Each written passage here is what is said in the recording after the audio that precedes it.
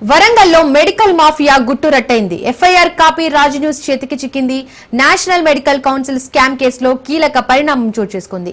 ఈ స్కామ్ లో వరంగల్ కు చెందిన ఫాదర్ కొలంబో మెడికల్ హాస్పిటల్ పాత్ర ఉన్నట్లు సిబిఐ దర్యాప్తులో తేలింది. Colombo medical college chairman Kommareddy Joseph పై సిబిఐ కేసు నమోదు చేసింది. మెడికల్ కాలేజీలను తనిఖీలు చేసి వాటికి అనుగుణంగా నివేదికలు ఇచ్చేందుకు భారీగా లంచాలు తీసుకున్నారన్న ఆరోపణలున్నాయి.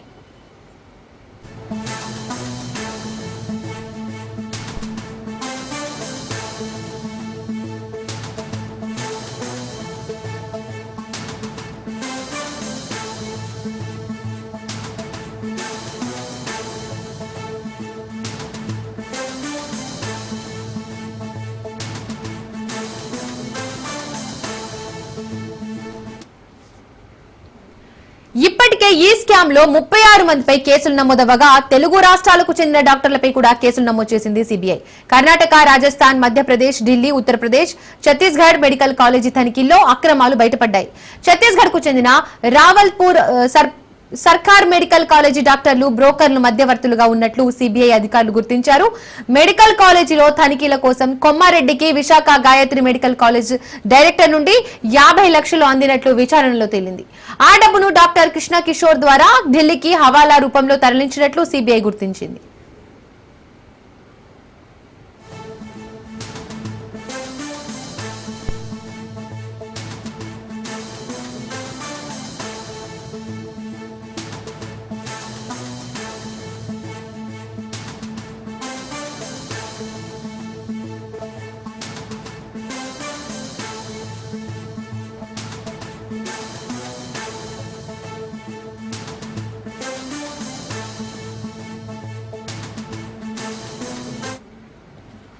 వరంగల్లో మెడికల్ మాఫియా గుట్టురట్టయింది. ఎఫ్ఐఆర్ కాపీ రాజ్ న్యూస్ చేతికి చిక్కింది.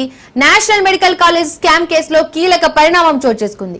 ఈ స్కామ్ లో వరంగల్ కు చెందిన ఫాదర్ కొలంబో మెడికల్ హాస్పిటల్ పాత్ర ఉన్నట్లు సిబిఐ దర్యాప్తులో తేలింది. Colombo medical college chairman Kommareddy Joseph పై సిబిఐ కేసు నమోదు చేసింది. మెడికల్ కాలేజీలను తనిఖీలు చేసి వాటికి అనుకూలంగా నివేదికలు ఇచ్చేందుకు భారీగా లంచాలు తీసుకున్నారన్న ఆరోపణలున్నాయి.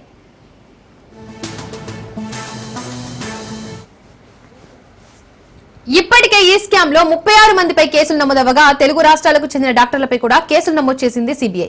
కర్ణాటక, రాజస్థాన్, మధ్యప్రదేశ్, ఢిల్లీ, ఉత్తరప్రదేశ్, ఛత్తీస్గఢ్ మెడికల్ కాలేజీ తనిఖీల్లో అక్రమాలు బయటపడ్డాయి. ఛత్తీస్గఢ్ కు చెందిన రావత్పూర్ సర్కార్ మెడికల్ కాలేజీ డాక్టర్లు బ్రోకర్లకు మధ్యవర్తులుగా ఉన్నట్లు సిబిఐ అధికారులు గుర్తించారు. మెడికల్ కాలేజీలో తనిఖీల కోసం కొమ్మారెడ్డికి Visakha Gayatri medical college director నుండి 50 లక్షలు అందినట్లు విచారణలో తేలింది. ఆ డబ్బును డాక్టర్ కృష్ణ కిషోర్ ద్వారా ఢిల్లీకి హవాలా రూపంలో తరలించినట్లు సిబిఐ గుర్తించింది. ఇక ఇదే అంశానికి సంబంధించి పూర్తి అప్డేట్స్ మా ప్రతినిధి రత్నకుమార్ ఫోన్ ద్వారా అందిస్తారు. రత్నకుమార్, వరంగల్ మెడికల్ మాఫియా గురించి డీటెయిల్స్ ఏంటి? దేశవ్యాప్తంగా మెడికల్ కాలేజీలలో జరుగుతున్నటువంటి పరిస్థితులకు సంబంధించి ఉన్నటువంటి వ్యవస్థ పనితీరు మీద మొదటి నుంచి కూడా నేషనల్ మెడికల్ కౌన్సిల్ అనేది ప్రధానంగా దృష్టి సారిస్తూ ఉంటుంది. దృష్టి సారించి ఎక్కడెక్కడైతే అనుమానాస్పదంగా ఉన్నటువంటి కాలేజీలు అయితే ఉంటాయో అక్కడ వ్యవస్థ పరిస్థితులు సరిగా లేకపోయినప్పటికీ, అలాగే మెడికల్ కాలేజీలలో ఫ్యాకల్టీస్ సరిగా లేకపోయినా, లేకపోతే అక్కడ ఎక్విప్మెంట్స్ సంబంధించి ఎటువంటి అనుమానాలు ఉన్నా కూడా జాతీయ మెడికల్ కౌన్సిల్ అనేది ప్రధానంగా అక్కడ దృష్టి సారించి రైట్స్ అనేవి చేస్తూ ఉంటారు. అక్కడ తనిఖీలు నిర్వహించడం జరుగుతూ ఉంటుంది. సో తనిఖీలు చేస్తూ వీటన్నిటి మీద ఎక్కడెక్కడైతే లోపాలు ఉన్నటువంటి కాలేజీలు ఏవైతే ఉంటాయో మెడికల్ కాలేజీలు వాటి మీద చర్యలు తీసుకుంటూ ఉంటాయి. అయితే తాజాగా ఏకంగా ఇటువంటి దర్యాప్తులు చేసి విచారణలో చాలా పారదర్శకంగా చేసి తనిఖీలకు సంబంధించినటువంటి పూర్తి అన్ని అంశాలను దేశవ్యాప్తంగా చూసుకోవాల్సినటువంటి ఎన్ఎంసీలోనే ఇప్పుడు ఒక స్కామ్ అనేది బయటపడింది. ఈ స్కామ్ కు సంబంధించి కూడా గత కొంతకాలం నుంచి ప్రధానంగా సిబిఐ కు ఫిర్యాదులు అందిన తర్వాత సిబిఐ అధికారులు దృష్టి సారించి ఎన్ఎంసీలో జరుగుతున్నటువంటి స్కామ్లను కూడా బయట పెట్టడం జరిగింది. ప్రస్తుతం ఎన్ఎంసీలోని కొంతమంది అధికారులు అలాగే పలువురు డాక్టర్ల మీద కేసులు నమోదు చేసి ప్రస్తుతం దర్యాప్తు చేస్తున్నారు. నేషనల్ మెడికల్ కౌన్సిల్ స్కామ్ లో యొక్క కేసుకు సంబంధించి సంచలన విషయాలు అనేవి బయటపడ్డాయి. స్కామ్ లో మొత్తం 36 మంది మీద కేసులు నమోదు చేసింది సిబిఐ. ఇందులో వరంగల్ కు చెందినటువంటి ఫాదర్ కొలంబో మెడికల్ హాస్పిటల్ పాత్ర ఉన్నట్లు తెలిసింది సిబిఐ. అలాగే medical college chairman Kommireddy Joseph పైన కేసు నమోదు చేసింది. మెడికల్ కాలేజీల తనిఖీల కోసం పెద్ద మొత్తంలో డబ్బులు తీసుకున్నట్లు ఆయన పైన ఆరోపణలు ఉన్నాయి. మెడికల్ కాలేజీలను తనిఖీలు చేసి అనుకూలంగా నివేదికలు ఇచ్చేందుకు ఎన్ఎంసీ అధికారులు లంచాలు తీసుకున్నట్లు కూడా సమాచారం అనేది ఉంది. ఈ సమాచారం ప్రకారంగానే పూర్తిగా దర్యాప్తు అనేది చేసినప్పుడు ఈ యొక్క స్కామ్ అనేది బయటపడింది. నేషనల్ మెడికల్ కౌన్సిల్ స్కామ్ లో ఆంధ్రప్రదేశ్, తెలంగాణకు చెందినటువంటి డాక్టర్ల పాత్ర మీద కేసు నమోదు చేసింది సిబిఐ. ఇక వీరితో పాటు ఏపీ, తెలంగాణకు సంబంధించిన డాక్టర్లతో పాటు కర్ణాటక, రాజస్థాన్, మధ్యప్రదేశ్, ఢిల్లీ, ఉత్తరప్రదేశ్, ఛత్తీస్గఢ్ లో మెడికల్ కాలేజీ తనిఖీలలో అక్రమాలు అనేవి వెలుగులోకి చూశాయి. ఛత్తీస్గఢ్ కు చెందినటువంటి శ్రీరావత్పూర్ సర్కార్ మెడికల్ కాలేజీ డాక్టర్లు బ్రోకర్లు, మధ్యవర్తులుగా ఉన్నట్లు కూడా గుర్తించడం జరిగింది. మెడికల్ కాలేజీలో తనిఖీలు చేసి డబ్బులు తీసుకున్నట్లుగా పలు ఆరోపణలు చేశారు. ఇక విశాఖకు చెందినటువంటి గాయత్రి మెడికల్ కాలేజీ డైరెక్టర్ నుంచి 50 లక్షలు వసూలు చేసినట్లు, ఢిల్లీకి హవాలా రూపంలో ఈ అమౌంట్ మొత్తాన్ని కూడా తరలించినట్లు సిబిఐ గుర్తించడం జరిగింది. ఇలా దేశవ్యాప్తంగా ఉన్నటువంటి అనేక మెడికల్ కాలేజీలలో యొక్క స్కామ్స్ అనేవి జరుగుతూ ఉన్నాయి. అయితే వాస్తవానికి అక్కడ ఉన్నటువంటి అక్రమాలన్నిటిపైన జాతీయ దర్యాప్తు అధికారులు అయినటువంటి ఎన్ఎంసీ మెడికల్ కాలేజీలకు సంబంధించినటువంటి పూర్తి వ్యవహారాలు, వారికి ఉన్నటువంటి లోపాలు మొత్తాన్ని కూడా వెలుగులోకి తీసుకురావాల్సినటువంటి ఎన్ఎంసీ అధికారులే ఈ యొక్క స్కామ్లకు పాల్పడుతున్నట్లు కూడా గుర్తించడం జరిగింది. ఈ స్కామ్ లో ఎన్ఎంసీ సభ్యులు, కేంద్ర ఆరోగ్య శాఖ అధికారులు ఉన్నట్లు గుర్తించిన తర్వాత వారి మీద కేసులు నమోదు చేశారు. ఇంకా అందులో భాగంగానే కాలేజీలతో కుమ్మక్కయ్యి వారికి ఉన్నటువంటి లోపాల మొత్తాన్ని కూడా కప్పిపుచ్చుతూ వారి దగ్గర నుంచి లంచాల రూపంలో డబ్బులు తీసుకొని కాలేజీలకు చేయాల్సినటువంటి తనిఖీలను పారదర్శకంగా చేయకుండా ఈ రకమైనటువంటి అక్రమాలకు పాల్పడుతున్నటువంటి ఎన్ఎంసీ సభ్యుల మీద, అలాగే కేంద్ర ఆరోగ్య శాఖ అధికారులు ఎవరైతే సహకరిస్తున్నారో ఈ ఫేక్ తనిఖీలకు సంబంధించినటువంటి సహకరిస్తున్నటువంటి వ్యక్తుల మీద కూడా ప్రజెంట్ కేసులు నమోదు చేయడం జరుగుతుంది. తనిఖీలు ఒకవేళ ఎప్పుడన్నా ఎన్ఎంసీ అధికారులు తనిఖీలు చేయాలనుకున్నప్పుడు పలు మెడికల్ కాలేజీల మీద ఈ సమాచారాన్ని కొంతమంది లోపల కోవర్ట్లుగా పనిచేస్తున్నటువంటి కొంతమంది అధికారులు, అలాగే ఎన్ఎంసీకి సంబంధించినటువంటి వాళ్ళు, అలాగే కేంద్ర ఆరోగ్య శాఖ అధికారులు వీళ్ళు ముందుగానే ఎక్కడెక్కడైతే తనిఖీలు జరగబోతున్నటువంటి కాలేజీ యాజమాన్యానికి ముందుగానే సమాచారం అందించి అప్పటికప్పుడు వాళ్ళు అప్రమత్తం అవ్వటం, అక్కడ ఉన్నటువంటి లోపాల మొత్తాన్ని కూడా సరిదిద్దుకొని ఆ అధికారులు రైడ్స్ కు తనిఖీలకు వచ్చిన సమయానికి పూర్తిగా అన్ని డాక్యుమెంట్స్ ని సక్రమంగా ఉండేలా చూసుకోవటం, ఇలా ముందస్తుగానే వాళ్ళు ఇటువంటి ప్రక్రియను చేసుకొని ఎన్ఎంసీ అధికారులకు దొరకకుండా జాగ్రత్త పడుతున్నారు. ఇటువంటివన్నీ కూడా ఎన్ఎంసీలో నుంచి కొంతమంది అధికారులు ఇస్తున్నటువంటి సమాచారం ద్వారానే జరుగుతున్నటువంటి విషయాన్ని కూడా సిబిఐ అధికారులు ఐడెంటిఫై చేయడం జరిగింది. పైగా మెడికల్ కాలేజీలలో రెగ్యులర్ ఫ్యాకల్టీ కాకుండా అద్దె ఫ్యాకల్టీతో ఎన్ఎంసీని ఏమార్చుతున్నాయి కొన్ని కాలేజీలు. ఎప్పుడైతే తనిఖీలు జరుగుతుంటాయో ఫ్యాకల్టీ లేకపోయినప్పటికీ కూడా ఆ సమయానికి అద్దె ఫ్యాకల్టీని తెచ్చుకొని వాళ్లకు డబ్బులు ఇచ్చి ఎన్ఎంసీ అధికారులకు దొరకకుండా కూడా బయటపడుతూ ఉన్నారు. సో ఈ వ్యవహారం అంతటిలో కాలేజీలతో పాటు కాలేజీలకు సహకరిస్తున్నటువంటి కొంతమంది నేషనల్ మెడికల్ కౌన్సిల్ అధికారులు, అలాగే కేంద్ర ఆరోగ్య శాఖ అధికారుల పాత్ర ఉండటంతో దాదాపు 36 మంది పేర్లను ఎఫ్ఐఆర్ లో చేర్చుతూ కేసు నమోదు చేయడం జరిగింది సిబిఐ అధికారులు. ప్రస్తుతం ఈ కేసు అనేది దర్యాప్తు జరుగుతోంది. రత్నకుమార్, ఈ స్కామ్ పై మెడికల్ కాలేజ్ చైర్మన్ ను విచారిస్తున్నారా? ఈ స్కామ్ పై జోసెఫ్ వర్షన్ ఏంటి? ప్రజెంట్ ఈ యొక్క స్కామ్ కు సంబంధించి ఎక్కడెక్కడైతే స్కామ్స్ అనేవి జరుగుతున్నటువంటి కాలేజీలు, ముఖ్యంగా వెలుగులోకి వచ్చినటువంటి కాలేజీలు ఉన్నాయో ఆ కాలేజీల మీద ప్రధానంగా దృష్టి సారించడం జరిగింది. ఇప్పటికే 36 మంది మీద కేసులు నమోదు చేసినటువంటి నేపథ్యంలో ముఖ్యంగా విశాఖలోని గాయత్రి మెడికల్ కాలేజ్ డైరెక్టర్ నుంచి 50 లక్షల రూపాయలను వసూలు చేసినట్లు ఎన్ఎంసీలో అధికారులు కావచ్చు, వైద్య శాఖ అధికారులకు ఎక్కువ అమౌంట్ వెళ్ళినటువంటి విషయాన్ని ఐడెంటిఫై చేశారు. డాక్టర్ కృష్ణ కిషోర్ అనేటువంటి వ్యక్తి ద్వారా ఢిల్లీకి హవాలా రూపంలో డబ్బులు తరలించినట్లు కూడా సిబిఐ గుర్తించడం జరిగింది. మెడికల్ కాలేజీలలోని క్లియరెన్స్ కోసం, అలాగే ఫాదర్ కొలంబో కాలేజీకి 2 విడతలుగా డబ్బులు అక్కడికి పంపించినట్లు కూడా సమాచారం అందింది. ఇక వీటితో పాటు దక్షిణాది రాష్ట్రాల మెడికల్ కాలేజీల తనిఖీ కోసం డాక్టర్ వీరేంద్ర కుమార్ అనేటువంటి వ్యక్తిని నియమించిన తర్వాత అనంతపురం కదిరికి చెందినటువంటి డాక్టర్ హరిప్రసాద్ తో ములాఖత్ చేసుకుని హైదరాబాద్ కు చెందినటువంటి డాక్టర్ అంకం రాంబాబు, విశాఖపట్నం చెందినటువంటి డాక్టర్ కిషోరు వీళ్ళందరినీ కూడా మధ్యవర్తులను ఉన్నట్లు కూడా సిబిఐ గుర్తించి వీరి ద్వారా జరుగుతున్నటువంటి అక్రమాలు, అలాగే వరంగల్లోని మెడికల్ కాలేజీకి సంబంధించి ఫాదర్ కొలంబో మెడికల్ హాస్పిటల్ యొక్క పాత్ర మీద ప్రస్తుతం సిబిఐ అధికారులు గుర్తింపు వారి యొక్క డీటెయిల్స్ మొత్తాన్ని కూడా తీసుకుంటూ ఉన్నారు. వారు చేసినటువంటి అక్రమాలకు సంబంధించి వారు ఈ కాలేజీలలో, మెడికల్ కాలేజీలలో ఉన్నటువంటి లోపాలను ఐడెంటిఫై చేస్తూ వీరి లోపాలను బయటికి రాకుండా ఏ రకంగా ఎన్ఎంసీ అధికారులను, అలాగే హెల్త్ డిపార్ట్మెంట్ కు సంబంధించినటువంటి సెంట్రల్ అధికారులను ఏ రకంగా మేనేజ్ చేస్తున్నారనేది పూర్తిగా దర్యాప్తులో వెలుగులోకి తీసుకొచ్చేటువంటి ప్రయత్నం చేస్తున్నారు సిబిఐ అధికారులు. రత్నకుమార్, అయితే 12 ఏళ్ల నుండి ఈ మెడికల్ స్కామ్ జరుగుతుంది, గతంలో ఎందుకు చర్యలు తీసుకోలేదు? అయితే వాస్తవానికి ఈ వ్యవహారం మొత్తాన్ని కూడా గుట్టు చప్పుడు కాకుండా ఒకవైపున ఎన్ఎంసీ అధికారుల ద్వారాను వాస్తవాన్ని ఎప్పుడన్నా కాలేజీలలో అక్రమాలు అనేవి చోటు చేసుకుంటే ఒకవేళ వారి యొక్క పనితీరు అనేది సక్రమంగా లేకపోయినా, అక్కడ సరైనటువంటి వ్యవస్థ అనేది లేకపోయినా, సరైనటువంటి ఎక్విప్మెంట్ అనేది ల్యాబ్ పరమైనటువంటి ఎక్విప్మెంట్ అనేది సక్రమంగా లేకుండా, ఫ్యాకల్టీ సక్రమంగా లేకుండా, మెడికల్ కాలేజీలకు సంబంధించినటువంటి పర్మిషన్లు తెచ్చుకొని ఒక కాలేజీకి పర్మిషన్ తీసుకొచ్చి వేరొక కాలేజీలలో విద్యను బోధించడం, రకరకాల అక్రమాలు అనేవి మొదటి నుంచి కూడా జరుగుతూనే ఉంటాయి. ఇది దేశవ్యాప్తంగా అనేక కాలేజీలలో నిత్యకృత్యంగా మారింది.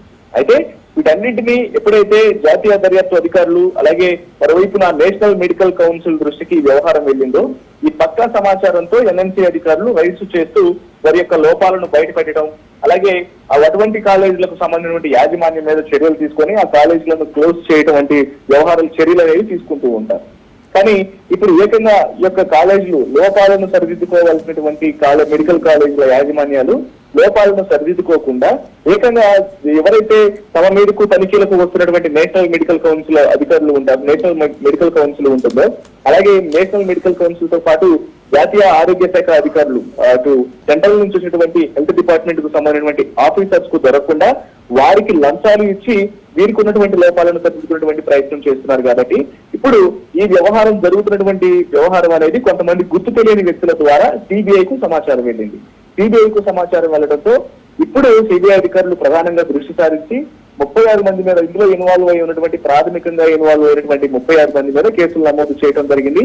ఇంకా ఇందులో ఎంతమంది పాత్ర అనేది ఉంది, ఎవరెవరు యొక్క కార్యకలాపాలకు అక్రమాలకు పాల్పడుతున్నారు, ఎవరు లోపాలు ఉన్నటువంటి కాలేజీలకు సహకరిస్తూ లంచాలు తీసుకుంటున్నారు అనేది మరికొంతమందిని కూడా బయటపెట్టేటువంటి అవకాశాలు ఉన్నాయి. ప్రస్తుతం దర్యాప్తును వేగవంతం చేసి దేశవ్యాప్తంగా కూడా ఎక్కడెక్కడైతే అనుమానిత వ్యక్తులు, అనుమానిత కాలేజీలు ఉన్నాయో మెడికల్ కాలేజీలు, వాటన్నిటి మీద కూడా రైట్స్ చేసి తనిఖీలను ముమ్మరం చేసినటువంటి పరిస్థితి కనిపిస్తోంది.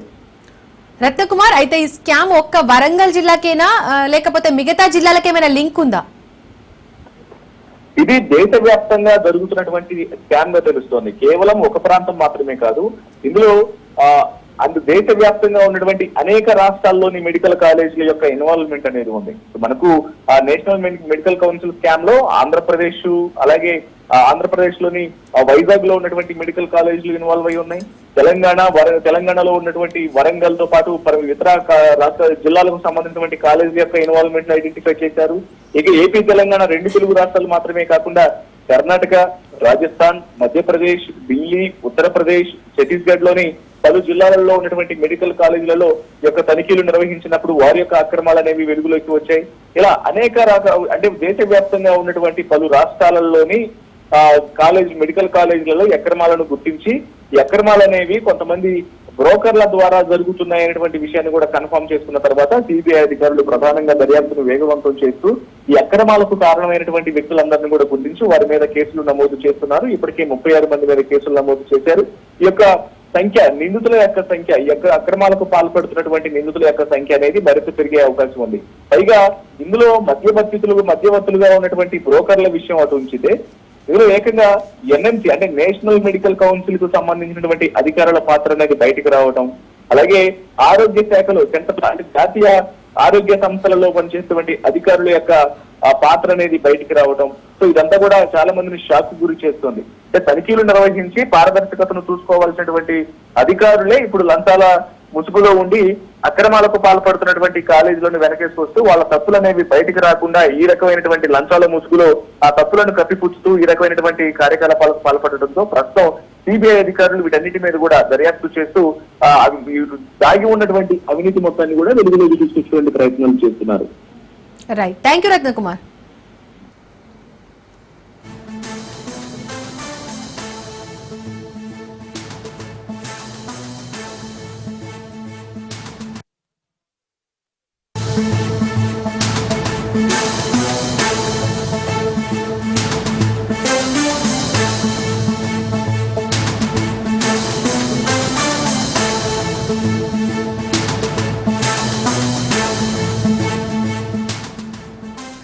మాజీ సీఎం బీఆర్ఎస్ అధినేత కేసీఆర్ ఆరోగ్యంపై కుమారుడు బీఆర్ఎస్ వర్కింగ్ ప్రెసిడెంట్ ఎక్స్ వేదికగా స్పందించారు.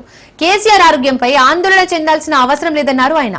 రొటీన్ హెల్త్ చెకప్ కోసమే ఆసుపత్రికి వెళ్లినట్లు ట్వీట్ లో పేర్కొన్నారు.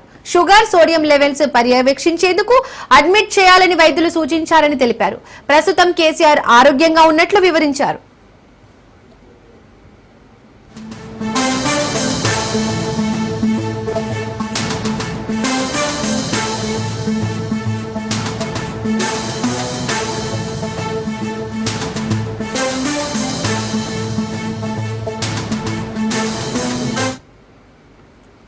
ఇక మరోవైపు కేసీఆర్ ఆరోగ్యం నిలకడగా ఉందని ఇప్పటికే యశోద ఆసుపత్రి వైద్యులు తెలిపారు. అదేవిధంగా కేసీఆర్ కి షుగర్ లెవెల్స్ కాస్త పెరిగాయని అండ్ ప్రస్తుతం కేసీఆర్ కి సోడియం లెవెల్స్ తగ్గినట్టు చెప్పారు.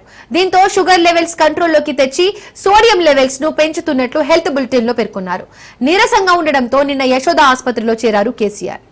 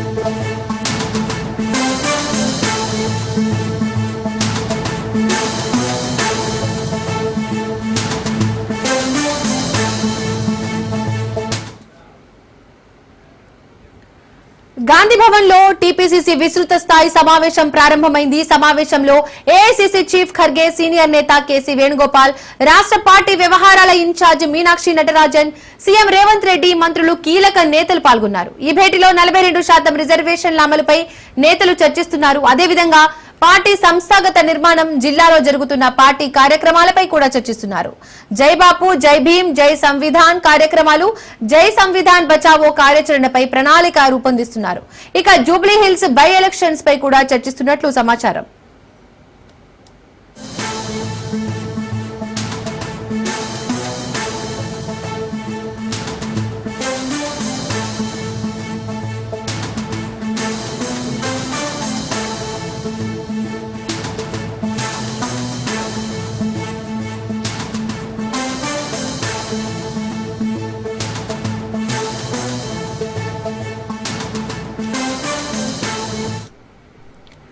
గాంధీ భవన్ లో టీపీసీసీ విస్తృత స్థాయి సమావేశం ప్రారంభమైంది. సమావేశంలో ఏఐసీసీ చీఫ్ ఖర్గే, సీనియర్ నేత కేసీ వేణుగోపాల్, రాష్ట్ర పార్టీ వ్యవహారాల ఇన్ఛార్జ్ మీనాక్షి నటరాజన్, సీఎం రేవంత్ రెడ్డి, మంత్రులు, కీలక నేతలు పాల్గొన్నారు. ఈ భేటీలో 42% రిజర్వేషన్ల అమలుపై నేతలు చర్చిస్తున్నారు. అదేవిధంగా పార్టీ సంస్థాగత నిర్మాణం, జిల్లాలో జరుగుతున్న పార్టీ కార్యక్రమాలపై కూడా చర్చిస్తున్నారు.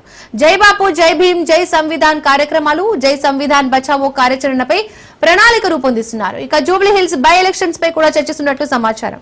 ఇక ఇదే అంశానికి సంబంధించి పూర్తి అప్డేట్స్ మా ప్రతినిధి రాజు గాంధీ భవన్ నుండి అందిస్తారు. రాజు పిఎస్సి అంతర్గత విషయాలపై డీటెయిల్స్ ఏంటి? రైట్ దీపిక, గాంధీ భవన్లో కొద్దిసేపటి క్రితమే పిఏసీ సమావేశం, పొలిటికల్ అఫైర్స్ కమిటీ సమావేశం ముగిసింది. ఇందులో ప్రధానంగా కీలక అంశాలు చర్చించారు. పాత కొత్త నేతల సమన్వయంతో ముందుకు వెళ్ళాలి. ఇన్ఛార్జ్ మంత్రులుగా ఉన్నటువంటి వ్యక్తులు కొన్ని చూసి చూడనట్టు నిర్లక్ష్యంగా వ్యవహరిస్తున్నారు. ఆయా జిల్లాల్లో చెలరేగుతున్నటువంటి అంతర్గత విభేదాలు కావచ్చు, నేతల మధ్య ఉన్నటువంటి వర్గపోరును కూడా వాటిని కంట్రోల్ చేసేటటువంటి ప్రయత్నం చేయాలి. పూర్తి స్థాయిలో కూడా ప్రభుత్వం అమలు చేస్తున్నటువంటి సంక్షేమ అభివృద్ధి పథకాలు క్షేత్రస్థాయిలో ఉన్నటువంటి జనాలకు చేరుతున్నాయా లేదా అనేటటువంటి పూర్తి బాధ్యత కూడా మీరే తీసుకోవాల్సి ఉంటుంది అనేటటువంటి కామెంట్స్ కూడా ఖర్గే చేసినటువంటి పరిస్థితి ఉంది. కొంత నేతల మధ్య ఫిర్యాదులు వస్తున్న నేపథ్యంలో కూడా వాటిని బుజ్జగించాలే ప్రయత్నం చేయాలి తప్ప పార్టీ స్థానిక సంస్థల ఎన్నికలకు సన్నద్ధం కావాలి. ఈ క్షణంలో ఇటువంటి విభేదాలు తలెత్తే గనక ప్రతిపక్ష పార్టీలు అయినటువంటి ప్రత్యర్థులకు మనం అస్త్రం అందించిన వాళ్ళం అవుతాం. కాబట్టి ఆచితూచి అడుగులు వేయాలి. పూర్తి స్థాయిలో కూడా నేతల మధ్య సమన్వయం కొరవడితే గనక ఇన్ఛార్జ్ మంత్రులు బాధ్యత తీసుకోవాలనేటటువంటి కామెంట్ చేసినటువంటి పరిస్థితి ఉంది. మరోవైపు ఇప్పటికే పిఐసి సమావేశంలో అటు నామినేటెడ్ పదవుల భర్తీకి సంబంధించి కూడా చర్చ జరిగింది. నియోజకవర్గాల్లో జిల్లాల్లో ఉన్నటువంటి నామినేటెడ్ పదవులకు సంబంధించి కూడా అటు చర్చ జరగగా ఈ నేపథ్యంలోనే సీఎం రేవంత్ రెడ్డి కొంత పార్టీ వ్యవహారాల పైన కూడా అసంతృప్తి వ్యక్తం చేసినటువంటి పరిస్థితి అయితే ఉంది. ప్రధానంగా ఇప్పటికే ప్రభుత్వం ఆయా నామినేటెడ్ పదవులను భర్తీ చేయడానికి సిద్ధంగా ఉన్నప్పటికీ కూడా పార్టీ నుంచి అదేవిధంగా ఇన్ఛార్జ్ మంత్రి నుంచి ఎటువంటి సంకేతాలు రాకపోవడమే ప్రధాన కారణం అంటూ కూడా తెలుపుతున్నటువంటి పరిస్థితి ఉంది. పార్టీ అటు ప్రభుత్వం రెండు సమన్వయంతో ముందుకు వెళ్తే గనక మరో 10 ఏళ్ల పాటు మనమే అధికారంలో ఉండేటటువంటి అవకాశం ఉంది. అటువంటి పరిస్థితులు ఉన్న నేపథ్యంలో నేతల మధ్య విభేదాలను పదే తెరపైకి తెస్తూ వాటిని బాహాటంగా మాట్లాడడం ఎంతవరకు సమంజసం అనేది కూడా సీఎం రేవంత్ రెడ్డి ఆగ్రహం వ్యక్తం చేసినటువంటి పరిస్థితి అయితే ఉంది. అయితే ఇందులో అన్ని అంశాలను కూడా చర్చించారు. కీలకంగా స్థానిక సంస్థల ఎన్నికలకు కావచ్చు, వీటితో పాటుగానే జూబ్లీ హిల్స్ బై ఎలక్షన్లో ఎట్టి పరిస్థితుల్లో పూర్తిగా టార్గెట్ పెట్టుకొని పనిచేయాలి. ఎట్టి పరిస్థితుల్లో కాంగ్రెస్ పార్టీ అధికారంలోకి వచ్చే విధంగా కూడా పనులు చేయాలి. మరోవైపు క్షేత్రస్థాయిలో ఏ విధమైనటువంటి గ్రాఫ్ ఉంది, స్థానిక సంస్థల ఎన్నికల్లో బలోపేతం అవడంతో పాటుగానే పార్టీ నిర్మాణం కూడా జరగాలి. అదే సేమ్ టైంలో కూడా స్థానిక సంస్థల ఎన్నికల్లో విజయం సాధించాలి ఎట్టి పరిస్థితుల్లో అనేది కూడా వారు దిశానిర్దేశం చేసినటువంటి పరిస్థితి అయితే ఉంది. ప్రధానంగా క్రమశిక్షణ చర్యలు ఎవరు కూడా క్రమశిక్షణ రాహిత్యంగా వ్యవహరించవద్దు. ఎట్టి పరిస్థితుల్లో ఎవరైనా కీలక బాధ్యతల్లో ఉన్నటువంటి మంత్రులు కావచ్చు, పార్టీలో అత్యంత కీలకంగా వ్యవహరించేటటువంటి పార్టీ పదవులు అనుభవిస్తున్నటువంటి నేతలు కావచ్చు, వారు బాహాటంగా మాట్లాడేటటువంటి ప్రజల ముందు బహిరంగంగా ప్రస్తావించేటటువంటి అంశాలు ఏవైతే ఉంటాయో వాటిని పూర్తి స్థాయిలో 1-2 సార్లు ఆచితూచి అడుగులు వేస్తూ కూడా మాట్లాడవలసినటువంటి అవసరం ఉంది. మీ టంగ్ స్లిప్ వల్ల పార్టీకి డ్యామేజ్ అయ్యేటటువంటి అవకాశం ఉంది, అదే సమయంలో ప్రభుత్వానికి డ్యామేజ్ అయ్యేటటువంటి అవకాశం ఉంది. కాబట్టి పూర్తి స్థాయిలో అన్ని రకాలుగా ఆలోచించి 1-2 సార్లు ఆలోచించి మాత్రమే మీరు కామెంట్ చేయాలి అనేటటువంటిది కూడా సూచించినటువంటి పరిస్థితి అయితే ఉంది. మరోవైపు ఈ పిఏసి సమావేశం, పొలిటికల్ అఫైర్స్ కమిటీ సమావేశం ముగిసిన వెంటనే కూడా గాంధీ భవన్ ఆవరణలో మరో కీలకమైనటువంటి సమావేశం జరుగుతూ ఉంది. ఈ సమావేశం టిపిసిసి విస్తృతస్థాయి కార్యవర్గ సమావేశం. ఈ సమావేశంలో ముఖ్య నేతలు అటు పిఏసి సభ్యులు, వారితో పాటుగానే మంత్రులు, ప్రభుత్వంలో కీలకంగా ఉన్నటువంటి మంత్రులు, వారితో పాటుగానే అటు సీఎం రేవంత్ రెడ్డి హాజరయ్యారు. మరోవైపు ఈ టిపిసిసి విస్తృతస్థాయి కార్యవర్గ సమావేశానికి కూడా ముఖ్య అతిథిగా ఏఐసిసి చీఫ్ మల్లికార్జున ఖర్గేతో పాటు కేసీ వేణుగోపాల్ అటెండ్ అయినటువంటి పరిస్థితి అయితే ఉంది. వీరితో పాటుగానే పిసిసి చీఫ్ ఈ సమావేశానికి అధ్యక్షత వహిస్తూ ఉన్నారు. మీనాక్షి నటరాజన్ సైతం అటెండ్ అయినటువంటి పరిస్థితి అయితే ఉంది. వీరితో పాటుగా అటు పార్టీ ఇటీవల నియమించినటువంటి ఉపాధ్యక్షులు, జనరల్ సెక్రటరీలు, అదేవిధంగా అధికార ప్రతినిధులు ఈ సమావేశానికి అటెండ్ అయ్యారు. ప్రధానంగా అటు 42% బీసీ రిజర్వేషన్ స్థానిక సంస్థల్లో ఇంప్లిమెంట్ చేసేందుకు ప్రభుత్వం ఎటువంటి కార్యాచరణతో ముందుకు వెళ్తుంది, ఏ విధమైనటువంటి చర్యలు ఇప్పటి వరకు చేపట్టింది అనేటటువంటి అంశం ఎజెండాలో పేర్కొన్నటువంటి పరిస్థితి ఉంది. మరోవైపు స్థానిక సంస్థల ఎన్నికలు, జూబ్లీ హిల్స్ బై ఎలక్షన్ సంబంధించి కూడా ఇందులో కూడా ప్రధానంగా భేటీ జరగబోతున్నటువంటి పరిస్థితి అయితే ఉంది. ఈ భేటీలో చర్చ జరగబోతా ఉంది. మరోవైపు కీలకమైనటువంటి ఏఐసిసి తీసుకున్నటువంటి అంశాలు ఏవైతే ఉన్నాయో వాటిని కూడా ప్రధానంగా ప్రస్తావించినటువంటి పరిస్థితి అయితే ఉంది. జై బాపు, జై భీమ్, జై సంవిధాన్ కార్యక్రమాలు ఏవైతే ఉన్నాయో వాటికి క్షేత్రస్థాయిలో ఇంప్లిమెంట్ అవుతున్నాయా లేదా, వాటి కార్యాచరణ ఎంతవరకు వచ్చింది అనేటటువంటి అంశానికి సంబంధించి కూడా కీలకమైనటువంటి సూచనలు చేసినటువంటి పరిస్థితి అయితే ఉంది.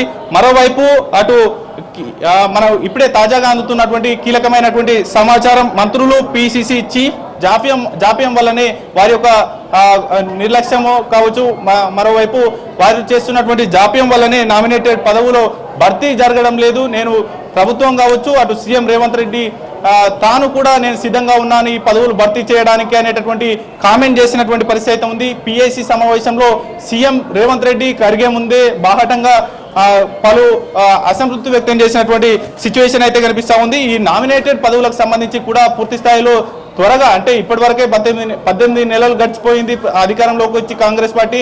ఇప్పటికీ క్యాడర్లో కీలకంగా పనిచేసినటువంటి జిల్లా మండల స్థాయి నేతలకు కూడా పదవులు ఇవ్వకపోతే వారు అసంతృప్తికి లోనవుతారు అనేటటువంటి అంశాన్ని దృష్టిలో పెట్టుకొని ఆయన ఈ కామెంట్ చేసినట్టు తెలుస్తా ఉంది. నామినేటెడ్ పదవులు జిల్లాల్లో కావచ్చు, ఆ నియోజకవర్గ స్థాయిలో ఉండేటటువంటి నామినేటెడ్ పదవులను భర్తీ చేస్తే గనక నేతల్లో బూస్టింగ్ వచ్చేటటువంటి అవకాశం ఉంది. మరింత రెట్టింపు అయినటువంటి ఉత్సాహంతో పనిచేసేటటువంటి అవకాశం ఉంటుంది అనేది కూడా సీఎం రేవంత్ రెడ్డి చెప్పారు. గత పిఎస్సి సమావేశంలోనే సీఎం రేవంత్ రెడ్డి ఈ అంశాన్ని ప్రస్తావించినప్పటికీ కూడా అప్పటి నుంచి ఇప్పటి వరకు ఒక అడుగు కూడా ముందుకు పడకపోవడంతో మరింత ఆగ్రహం వ్యక్తం చేసినటువంటి పరిస్థితి అయితే ఉంది. మరోవైపు పిసిసి చీఫ్ మహేష్ కుమార్ గౌడ్ కావచ్చు, అటు మంత్రులకు కూడా అప్పగించినటువంటి బాధ్యతలను నెరవేర్చడంలో కూడా కొంత వైఫల్యం చెందుతూ ఉన్నారు అనేది కూడా ఆయన ఇచ్చినటువంటి టాస్క్ను సరిగా ఇంప్లిమెంట్ చేయడం లేదు అనేటటువంటి ఆగ్రహం వ్యక్తం చేసినటువంటి పరిస్థితి అయితే ఉంది. 4 నెలల నుంచి కూడా సిద్ధంగా ఉన్నటువంటి పలు నివేదికలు కూడా ఇప్పటి వరకు తనకు అందలేదు అనేటటువంటి ఆగ్రహం వ్యక్తం చేశారు. దీనికి ఖర్గే కూడా స్పందిస్తూ త్వరలోనే ఈ యొక్క వివరాలన్నీ మంత్రులు పిసిసి చీఫ్ సమన్వయం చేసుకొని పూర్తి స్థాయిలో అప్రూవ్ చేయాలి, ప్రభుత్వానికి అదేవిధంగా సీఎం రేవంత్ రెడ్డికి అందజేసిన తర్వాత కీలకంగా ఈ యొక్క మరింత క్యాడర్ ఉత్సాహంతో పనిచేసేటటువంటి అవకాశం ఉంటుంది అనేది కూడా ప్రధానంగా తెలిపినటువంటి పరిస్థితి ఉంది.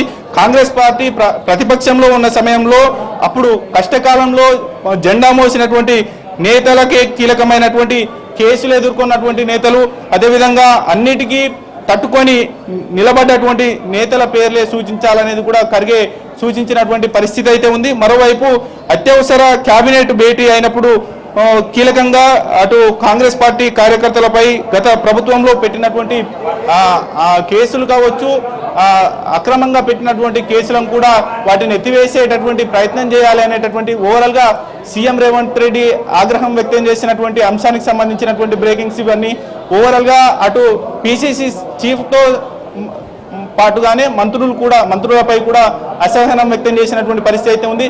అటు పార్టీ ప్రభుత్వం అమలు చేస్తున్నటువంటి సంక్షేమ అభివృద్ధి పథకాలను జనంలోకి ఎంతవరకు వెళ్ళడంలో పార్టీ అత్యంత కీలకమైనటువంటి నేపథ్యంలో పార్టీ కనుక సరిగా ప్రచారం చేయకపోతే క్షేత్రస్థాయిలో ఉన్నటువంటి ప్రజలకు ఇవన్నీ తెలియబోవు. ప్రభుత్వ విధానాలను గత ప్రభుత్వంతో ఈ ప్రభుత్వాన్ని కంపేర్ చేస్తూ కూడా ప్రజలకు వివరించాలనేటటువంటిది కూడా సీఎం ఉద్దేశంగా కనిపిస్తూ ఉంది. మరోవైపు ఈ యొక్క అన్ని అంశాలను త్వరలో భవిష్యత్ కార్యాచరణకు సంబంధించి కూడా ఏఐసిసి తీసుకున్నటువంటి జై బాబు, జై భీమ్, జై సంవిధాన్ సభలకు కార్యాచరణ ఎప్పటి వరకు ఈ యొక్క ఎంతవరకు వచ్చింది, ఆ క్షేత్రస్థాయిలో ఉన్నటువంటి గ్రామానికి వెళ్ళిందా అనేటటువంటి అంశం కావచ్చు. వాటితో పాటుగానే సంవిధాన్ బచావో కార్యక్రమం ఇప్పటికే రాజ్యాంగాన్ని బీజేపీ అపహాస్యం చేస్తూ ఉంది. ఆ అంశాలని కూడా క్షేత్రస్థాయిలో ఉన్నటువంటి ప్రజలకు వివరించాలి. పూర్తి స్థాయిలో కూడా ఈ యొక్క సంవిధాన్ బచావో కార్యక్రమాన్ని ప్రత్యేకించి తీసుకోవాలి అనేటటువంటి ఇది కూడా ప్రధానంగా చెప్తున్నటువంటి పరిస్థితిగా ఉంది. ఇప్పుడు జరగబోయే ప్రస్తుతం గాంధీ భవన్లో ప్రారంభమైనటువంటి టీపీసీసీ విస్తృత స్థాయి కార్యవర్గ సమావేశంలో కూడా కీలక అంశాలుగా ఎజెండాలో ఉన్నాయి. ఇందులో పార్టీకి అనుబంధంగా ఉన్నటువంటి కమిటీలతో పాటు నూతనంగా నియమితులైనటువంటి ఉపాధ్యక్షులు, జనరల్ సెక్రటరీలు, వీరితో పాటుగానే గతంలో పనిచేసినటువంటి అధికార ప్రతినిధులు పార్టిసిపేట్ చేసి క్షేత్రస్థాయిలో ఉన్నటువంటి ప్రజలందరికీ కాంగ్రెస్ పార్టీ రిజర్వేషన్ల 42% బీసీ రిజర్వేషన్లకు ఏ విధంగా కట్టుబడి ఉంది, ప్రభుత్వం వెనువెంటనే చేసినటువంటి ఆర్డినెన్స్లు కావచ్చు, చట్టబద్ధత తీసుకురావడం కోసం అసెంబ్లీలో బిల్లును ప్రవేశపెట్టడం, ఏకగ్రీవంగా అన్ని పార్టీలు ఆమోదించడం, వీటన్నిటినీ కూడా స్థానిక సంస్థల ఎన్నికల్లో ప్రజలకు చేరవేయాలి. ఎట్టి పరిస్థితుల్లో ఇతర ఏమైనా రాష్ట్రపతి ఆమోదించని ఎడల ఏ విధంగా ముందుకు వెళ్ళాలి, ఇతర మార్గాలు ఏమైనా ఉన్నాయా అనేది ప్రభుత్వం అన్వేషిస్తుంది అనేటటువంటి అంశం కూడా ప్రజలకు చేరవేయాలనేటటువంటి అంశాలకు సంబంధించి పిఏసీలో చర్చ జరిగింది. ప్రస్తుతం టీపీసీసీ విస్తృత స్థాయి కార్యవర్గ సమావేశంలో కూడా కీలకమైనటువంటి అంశాలు చర్చ జరుగుతున్నటువంటి పరిస్థితి అయితే ఉంది. దీపిక. రైట్.